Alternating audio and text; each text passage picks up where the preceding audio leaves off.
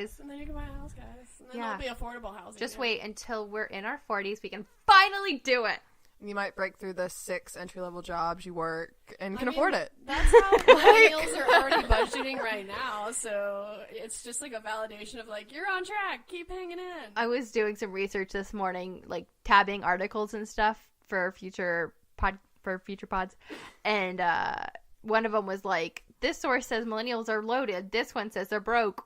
What is the deal? And it's like, I feel like some of us might be. The comms majors sure as hell aren't. No. 4 of us But sit we around here should working be. on a podcast. Represent. Yeah. There is some just really interesting ones. There's another one I read that, I forget what I was going to say. But it was something else. It was like, I read it, I read the title of you, Lacey. It was something about like, millennials aren't spending money and it's because they don't have any. Yeah. It's like, Surprise! it's like, I'm sorry, Old Navy got my $100 and that's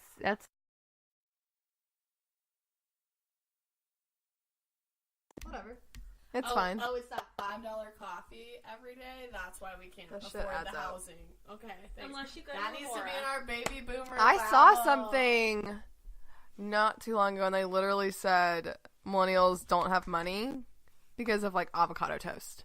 Like they're spending all their money on like, but like you what know, else things like are you that and supposed to avocados. eat? Yeah, I mean that's my fave. So If you need a good coffee that's like actually quality, go to Ubora Coffee. It's affordable and it's great. Yeah, come to Augusta for So Ubora that's Coffee. why we don't need a fucking wall, because avocado toast is the best. And where do your avocados come from, Janet? Mexico. Janet. Damn it, Janet. I love your avocados. Damn it, Janet. And your guacamole. Oh my god. All right. Who? I have one. Ashlyn, you want to go next? Yes. Okay, pull the mic towards your face. So, I got my article from The Muse. If you don't subscribe to their I newsletter, think that was then you should. previously Levo. Oh, we did have that like little like We went down that rabbit hole today. that Sorry, little internet blitz. Anyway, carry on. not to interrupt you, but it was like a little mystery that we figured out. So, basically, this article was about this dude that was like, hey, he was like, he needed a mental health day, so he felt like he couldn't say that he needed a mental health day. So he decided to lie and say that he had a friend that died, but then he posted pictures on his Facebook, like the dummy Gets that he you was. every time. Gets you every time. Like So that's he's a looking that's at you, Snapchatters of the world. that's a rookie mistake, It is such a rookie and so mistake. easily avoidable. Like You know what's also a rookie ass mistake? A, having your shit on public. B, being friends with the well, people us, you work with. you know, Never be friends with the people you work with. You know, We started podcasts together. you know, and we that's not a millennials and our need But we're not gonna to, rat you out. Like, no, bro. well, you know, Nah. we as millennials feel we have to post everything. So like, if he could just like resist the urge to snap, he could have just been. I do good. feel like I'm getting older in that respect. Like, it's not like my joints cracking or anything like that. It's like when I'm like, I don't want to post this. I don't want to post at all. I'm like, God, I'm getting old. However, this was the problem. The problem was, by him doing this and posting about it, they found out that he was lying, and then the bosses or like the upper management, whatever, thank you, decided that they thought every millennial in the office acted this way. And that's what's crazy. That's like, very presumptuous. Like, Yeah. one bad apple does not ruin the bunch, Well, but I totally see this in our own office. Like, one person's on their phone checking their email because sometimes it's more convenient than looking at your computer because it's right there in your hand. And your boss comes up and is like, oh, look at you millennials, just all on your phones. Yeah. I know it's kind of our brand, but if I never heard anyone call me a millennial again, I'd be okay with that. Yeah, same. But like, it's not even a bad apple spoiling the bunch because there should be mental health days. And we were talking about it earlier before we started recording, was that, you know, you don't get flack for taking a day if you have the cold. Like, you know, if someone actually comes into work and they're sick, I'm actually mad at them because you don't get points for coming to work sick. And it's the same thing. It should be the same thing with mental health. Like, you're just as sick. You just aren't contagious with mental health. I'm shaking And- my head, but you listeners can't see that. Like, And it's like, 100%. it's unfortunate that he felt that he had to lie, because he didn't think if he said, hey, I'm just not having a good day, like I'm not in a good headspace, I can't come into work. It's unfortunate that that was the case, and it's even more unfortunate that he then that it looked worse. Like, and instead of lying, if you really feel like you need a mental health day, I do hope that if you take nothing away from this podcast, you should be honest. Try to go to your boss and negotiate for yourself. If you really feel like you need that day, have a work from home day once a week. Have a work from home day once a month. Take that time. Team outings where you go out with your team and you get away from your machine for a little bit. Yeah. Advocate for yourself. Even if it's like knowing a good spot, like for us, it's Ubora down here. And like we take our time and we'll eat lunch at our desk and then we take our hour going and getting a cup of coffee. Because I think for me, that's like recharging during the day when you just sit at work. And just a little fresh air and sunlight does so much for you. You know, you can sit in an office under those fluorescent lights, you know, in your little cube, and it's just like soul crushing. Yeah. So a little like fresh air and sunlight didn't hurt anybody. I will say, I know we struggle, but I do think we have a great boss in Tim.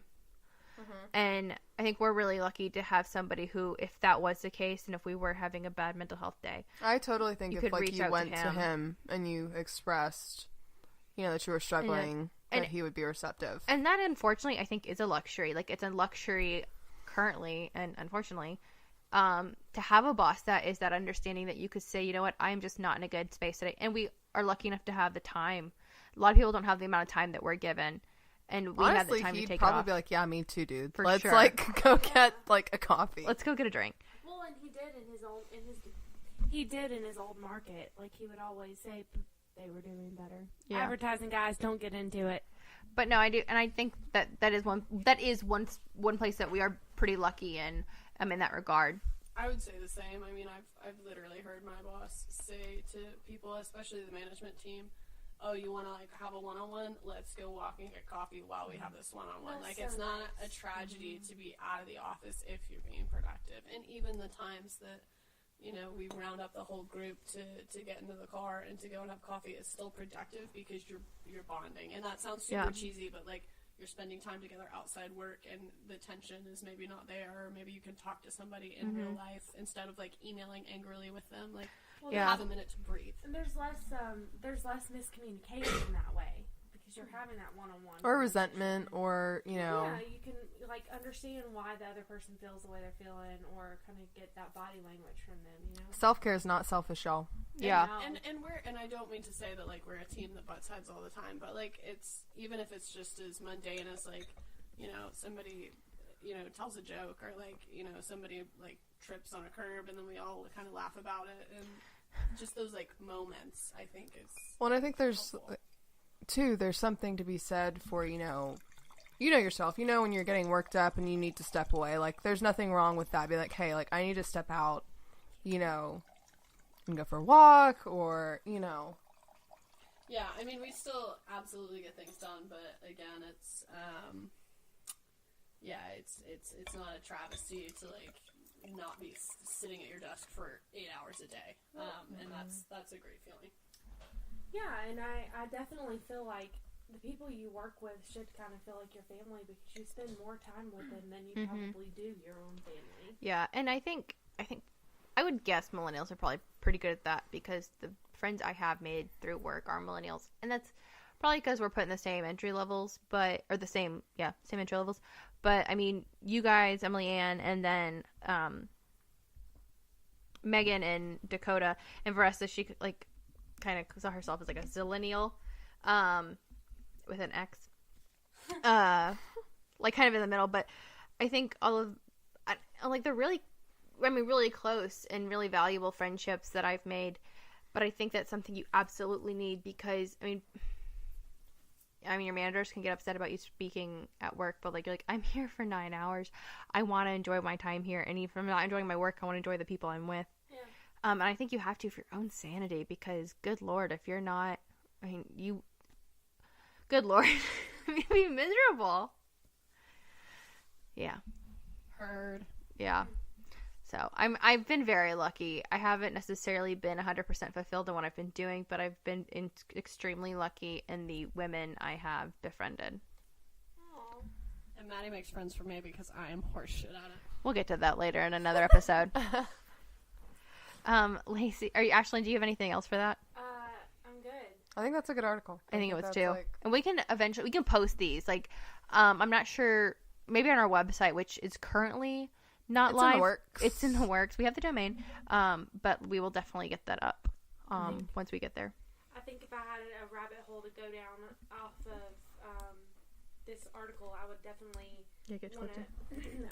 want to talk about, millennials being able to graduate from their entry-level positions, because I feel like that's something very difficult. How to navigate that, like, growth and that next move. Yeah.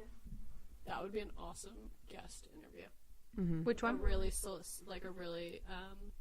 successful older millennial, and talk about Like a hiring manager or something, maybe. Kind of like maybe on that cusp. Like the 36 maybe. They're a little bit out of it, but just barely. Maybe someone even wears Stewart even. They're on our list of people to speak to. Yeah. Okay. Good job. Thanks. My unfit legs have cramped. Sorry, I'm typing. So I guess the article I found, it's on Business Insider. It kind of talked about, so there's this professor at Georgia Tech who taught a course called Adulting, Coming of Age in the 21st Century America. And I guess she asked her students, at what point do you consider yourself an adult? And I know in my head I have kind of this, like, benchmark or this milestone where I think I would consider myself an adult, because I'm 27 and I still feel like, hey, these people are having kids, like, what's happening? Mm-hmm. Like, people are getting married. Am I, like, should I be doing that? Like, kind of thing? And actually the majority of them agreed that, when they had their first child is when they would think that they were an adult. Not when they get their first job, not when they graduate college, even though they might be paying their own rent, having their own insurance policies, what have you. But that's what they kind of all, as a group agreed. What was it? I'm sorry?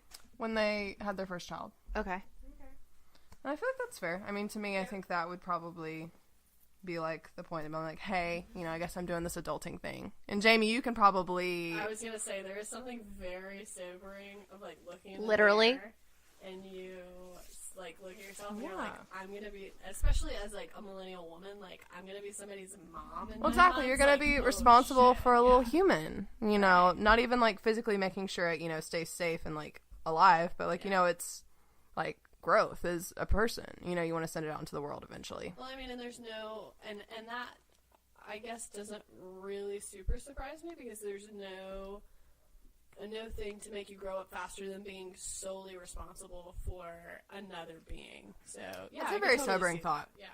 Yeah. The thing is, too, we as millennials are putting off that milestone. Women in their 30s are having children at the highest rates in more than 50 years.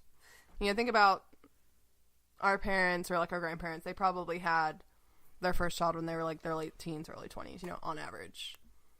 Let me see. It had some statistics in the article as well.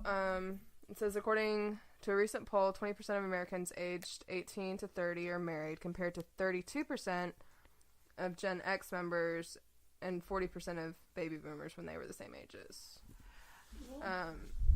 And then of course the question, why is this the case? Increased access to education means more people are putting off traditional milestones like home ownership, marriage, having children. And we can't afford homes anyway, so what? Yeah. Well, and, I was having this conversation with my mom the other day because, hashtag get a girl single.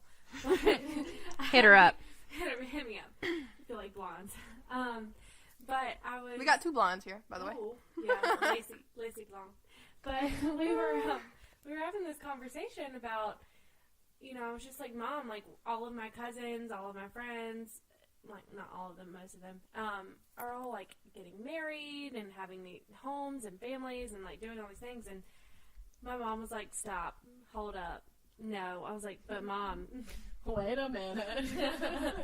But I was like, Mom, but you were married. And she was like, yes, and don't do it. And I was like, she was like, not that I don't love your father, but I wish that I would have traveled the world, and I wish I would have gone and done all these different things that I couldn't have done because I got married and had a family. And she was like, I would by no means trade that for anything, but I appreciate having a mom that's always encouraged me. And I think that that's probably